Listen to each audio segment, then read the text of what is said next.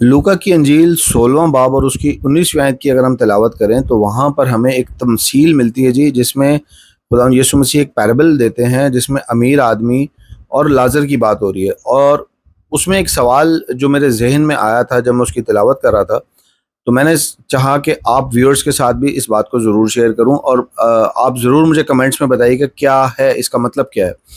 19ویں آیت اور اس کی 19ویں آیت سے جب آپ 24ویں آیت پہ آتے ہیں تو یہاں پر امیر آدمی ابراہیم سے ریکویسٹ کرتا ہے کہ لازر کو بھیج کہ وہ اپنی انگلی کے سرے کا کونا بھگو کر میری زبان تر کرے، کیونکہ میں اس آگ میں تڑپتا ہوں۔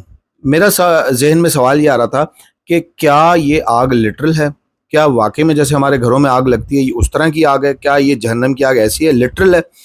کیونکہ اگر یہ لٹرل ہے، اگر ہم اس کو لٹرل مان لیں تو وہ اوپر کہہ رہے ہیں جی کہ انگلی کے سرے کا کونا بھگو کر میری زبان کو تر کرے۔ اگر یہ واقعی میں لٹرل ہے تو انگلی کے سرے سے اگر آپ کونا لیں گے اور اس سے ایک دو قطرہ آپ ڈالیں گے تو وہ تو ویسے ہی بھاپ بن کے اڑ جائے گا۔